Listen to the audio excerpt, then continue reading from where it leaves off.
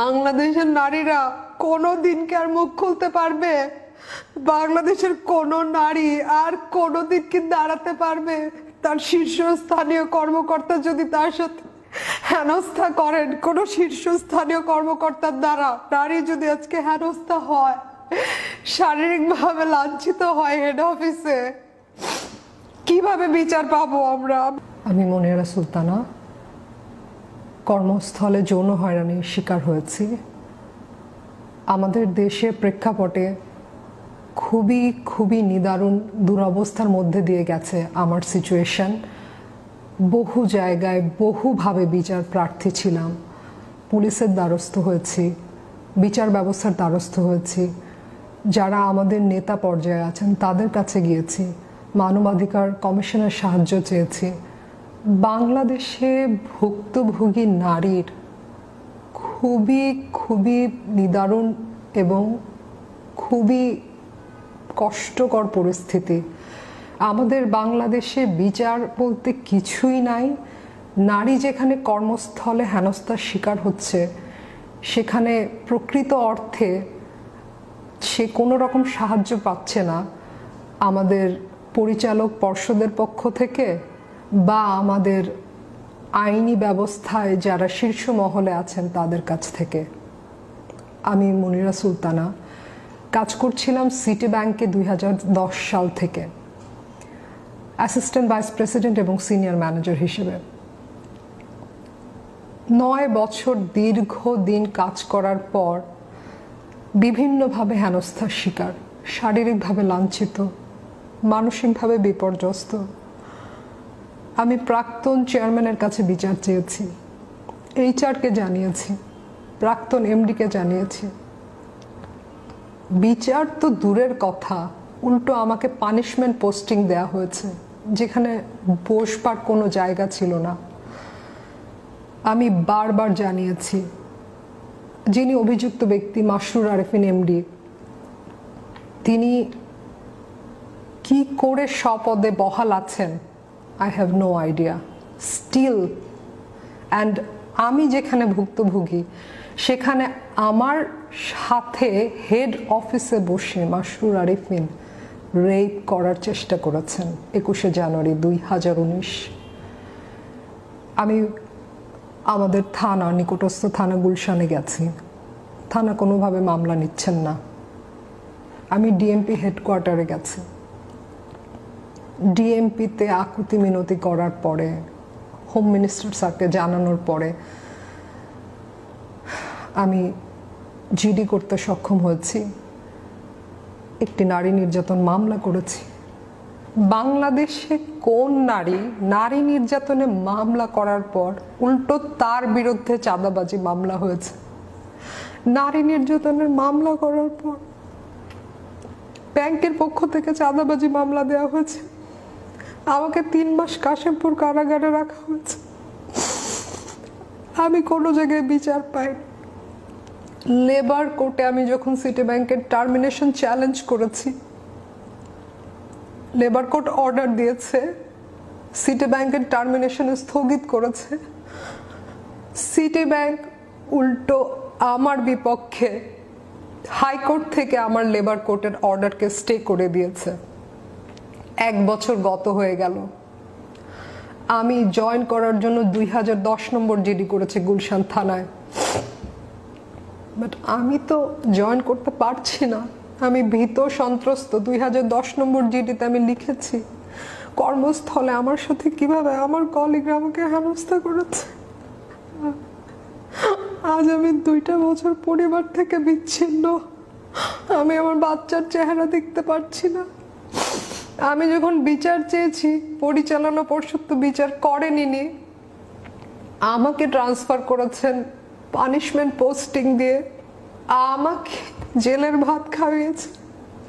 তারা পত্রিকায় বিজ্ঞাপন দিয়ে আমার ব্যাপারে নানা কুচক্রি কথাবার্তা লিখেছেন, আমাকে জেল হাজতে রেখে পরপর 3টা আরো মামলা করেছে।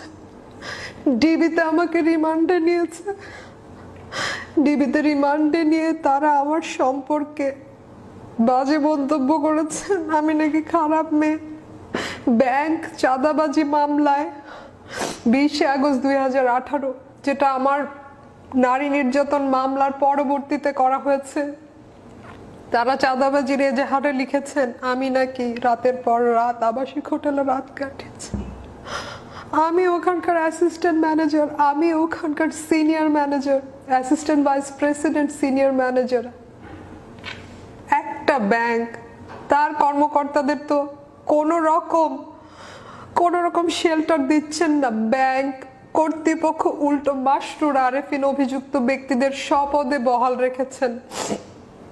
অভিযুক্ত ব্যক্তিরা এখন পর্যন্ত সব রকম সুবিধাতি পেয়ে যাচ্ছেন এবং আমাদের কাউন্টার টেরোরিজমের হেড মনিরুল ইসলামের নাম উল্লেখ করে মাসরুর আরেফিন এমডি নিজে আমাকে গুলশান 136 এভিনিউ হেড অফিসে সিটি ব্যাংকে আমাকে উনি ভয়ভীতি প্রদর্শন করেছেন যে তোমাকে মনিরুল ইসলামকে দিয়েই উৎখাত করে ছাড়বো তুমি যদি আমার বিপক্ষে কোনো ধরনের মামলা করো। আমি কোথাও কোনো বিচার পাইনি। আমি গিয়েছি শাহবাগে, আমি বক্তব্য দিয়েছি ধর্ষণ বিরোধী আন্দোলনে। সেখানে কি করে তারা সাধারণ জনগণকে ভয়ভীতি প্রদর্শন করে ফেসবুক থেকে আমার পোস্ট ডিলিট করাতে বাধ্য করেন, মিথ্যে অভিযোগ দিয়ে, মিথ্যে কথা বলে, পুলিশের পরিচয় দিয়ে। কি করে একজন সাইবার পুলিশ কর্মকর্তা আমাদের সাধারণ জনগণকে হুমকি দিয়ে ফেসবুক পোস্ট ডিলিট করাতে বাধ্য করলেন, এর বিচার আমি চাই। সিটি ব্যাংকের মাসরুর আরেফিন আজকে কি করে স্বপদে বহাল থাকেন? এতগুলো অভিযোগ, এত হেনস্থা করেছেন, আমার ব্যাংক কর্তৃপক্ষ কেন এর সুষ্ঠু তদন্ত, সুষ্ঠু বিচার না করে? উপরন্তু আওয়ামী লীগ নেতার কাছে গিয়ে চেয়ারম্যান স্যার, এমডি সহকারে কিভাবে আওয়ামী লীগ নেতা তাদেরকে শেল্টার দেন, আমি সেই তদন্ত, সেই সুষ্ঠু বিচার চাই। বাংলাদেশের জনগণ আজ বিচারহীনতায় ভুগছে। বাংলাদেশের জনগণ, নারী আজ কোনো প্রকার সুষ্ঠু পরিবেশের মধ্যে তারা কর্ম সম্পাদন করতে পারছেন না। বাংলাদেশের নারীরা আজকে নির্যাতিত, নিগৃহীত। আমি যার জ্বলন্ত প্রমাণ। আমাদের সাথে যদি এটা হয়, হাইকোর্ট 2009 সালে 14 মেতে যে ডিরেকশন দিয়েছেন তার অনুযায়ী প্রত্যেকটি কর্মস্থলে নির্যাতন বিরোধী সেল থাকতে হবে, নির্যাতন বিরোধী কমিটি থাকতে হবে। সিটি ব্যাংকে কোনো নির্যাতন বিরোধী কমিটি ছিল না, কোনো নির্যাতন বিরোধী সেল ছিল না। আমরা কার কাছে অভিযোগ জানাবো? আমরা যখন পরিচালনা পর্ষদকে জানিয়েছি, পরিচালনা পর্ষদ আমাদের কোনো দায়িত্ব না নিয়ে অভিযুক্তদের পক্ষে অবস্থান নিয়েছেন। সিটি ব্যাংক থেকে আমার পাওনা পরিশোধ না করে, বেতন পরিশোধ না করে তারা আমার প্রভিডেন্ট ফান্ড, আমার গ্র্যাচুইটি কি করে লোনের সাথে অ্যাডজাস্ট করে আইন বিরোধী কাজ করছেন। আমি সিটি ব্যাংকের পরিচালনা পর্ষদের দায়িত্ব সম্পর্কে আপনাদের কাছে বিচার চাই। আমি বাংলার জনগণের কাছে, প্রধানমন্ত্রীর কাছে বিচার চাই।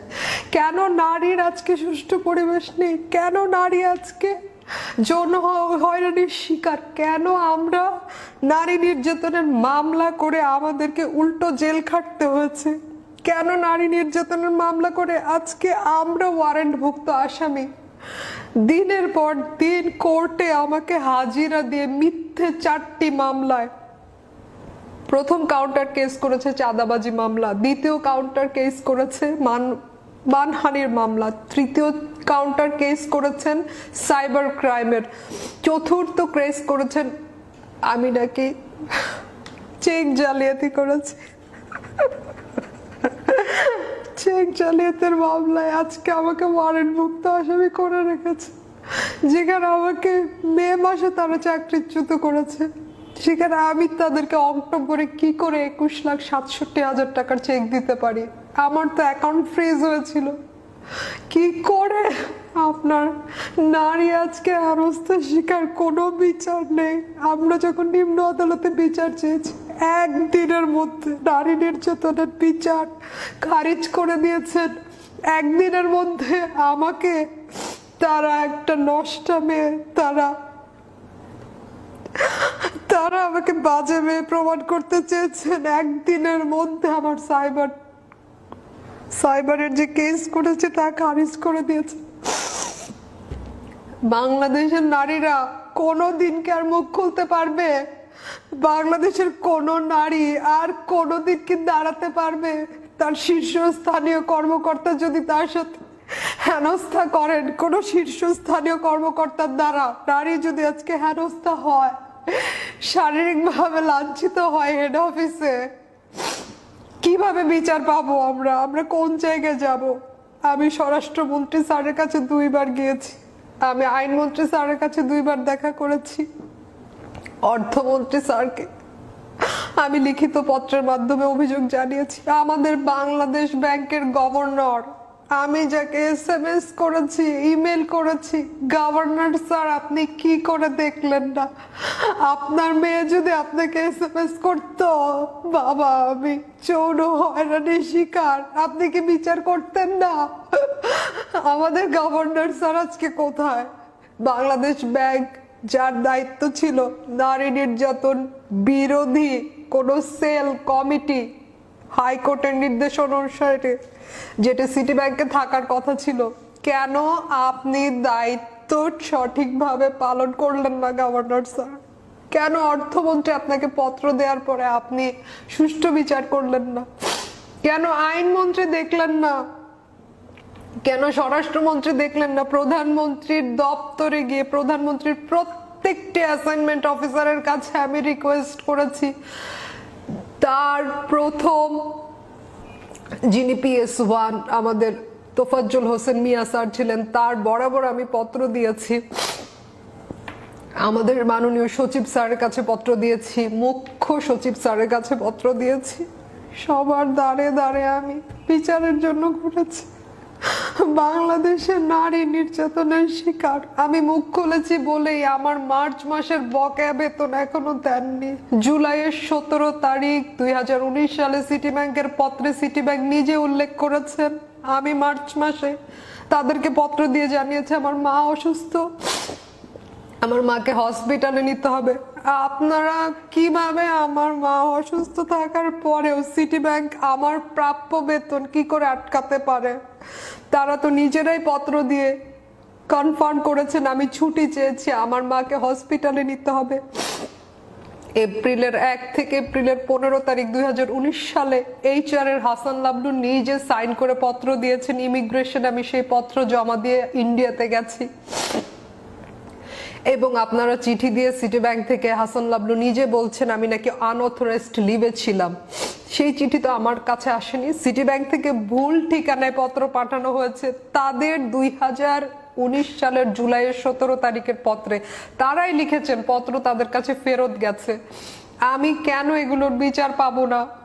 আমি প্রধানমন্ত্রী শেখ হাসিনার কাছে হাত জোড় করে মিনতি করছি, আপনি আমাকে সুষ্ঠু বিচারের ব্যবস্থা করে দিন।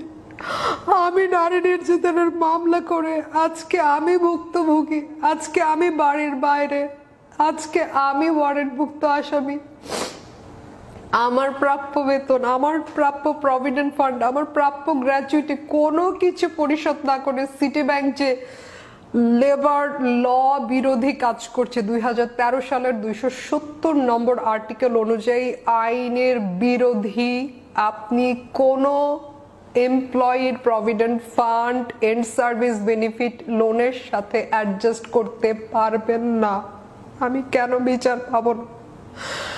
আমি সর্বোপরি আমার ব্যাংকে স্বপদে বহাল করার লেবার কোর্টের যে আদেশ 15 সেপ্টেম্বর 2019 সালে প্রথম শ্রম আদালত দিয়েছেন, যেটি এখন কার্যকর, আমি প্রশাসনের কাছে সাহায্য চাই, প্রশাসনের হস্তক্ষেপ, জনগণের সাহায্য চাই।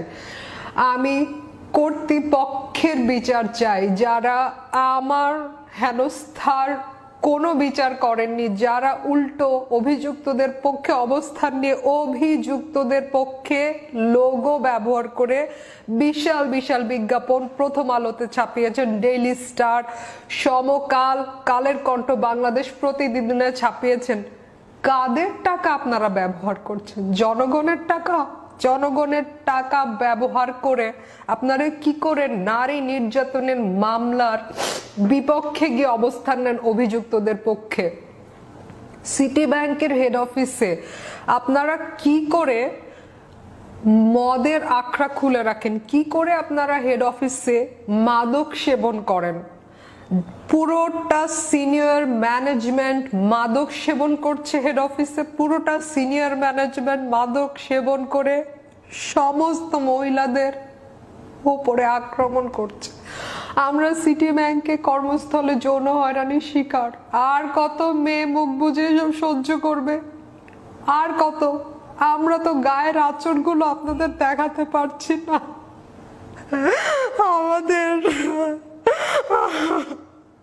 আমাদের হয়রানি, আমাদের শারীরিক শ্লীলতা হানির কোনো বিচার এই বাংলার জনগণ, এই বাংলাদেশে কি আমরা দেখে যেতে পারবো না? আমাদের পরবর্তী প্রজন্মকে আমরা কোথায় রেখে যাচ্ছি? আমাদের পরবর্তী প্রজন্মকে একটা অনিরাপদ, একটা পুরোপুরি বিশৃঙ্খল পরিবেশ এই রেখে যাচ্ছি আমরা তাদের জন্য। বাংলাদেশের আইন ব্যবস্থা কবে ঠিক হবে? কেন কাউন্টার টেরোরিজমের মনিরুল ইসলাম স্যার শেল্টার দেবেন আমাদের অভিযুক্ত ব্যক্তি মাসরুর আরেফিন এমডিকে? আমি তো মনিরুল ইসলাম স্যারের ওয়াইফের সাথে বাংলাদেশ সচিবালয়ে গিয়ে শায়লা ম্যাডামের সাথে দেখা করেছি। আমি আকুল আবেদন জানিয়েছি মনিরুল ইসলাম স্যারের ওয়াইফ শায়লা ম্যাডামের কাছে, আমি একটা নির্যাতিত নারী, আপনি আমাকে সাহায্য করেন। আপনার হাজবেন্ড অভিযুক্ত ব্যক্তির সাথে আতাত করে আমার সর্বনাশ করছে। মনিরুল ইসলাম স্যার কাউন্টার টেরোরিজমের হেড তার ওয়াইফ শায়লা ম্যাডামকে জানিয়েছেন তিনি প্রতিজ্ঞাবদ্ধ, তিনি আমাকে সাজা দিয়ে ছাড়বেন। কাউন্টার টেরোরিজমের হেড মনিরুল ইসলাম স্যারের এই কি দায়িত্ব একজন ভুক্তভোগী, একজন নির্যাতিতা নারীর বিপক্ষে দাঁড়িয়ে তাকে সাজা, মিথ্যা মামলায় অভিযুক্তদের পক্ষে অবস্থান করে তিনি বাংলার জনগণের বিপক্ষে, বাংলার নারী সমাজের বিপক্ষে তিনি কি করে কাজ করতে পারেন? আমি এর সুষ্ঠু তদন্ত, সুষ্ঠু বিচার চাই। মাসরুর আরেফিন এমডির ফোন, মনিরুল ইসলাম স্যার কাউন্টার টেরোরিজমের হেডের ফোন চেক করা হোক। প্রধানমন্ত্রীর দপ্তর থেকে পর্যন্ত মনিরুল ইসলাম স্যারকে ফোন করে জিজ্ঞাসা করা হয়েছে, মনির তুমি কি এইখানে যুক্ত আছো? অভিযুক্ত বিতর্কিত এমডির তুমি কি বন্ধু? তিনি তো প্রকাশ্যে বলেছেন হ্যাঁ তিনি তার বন্ধু।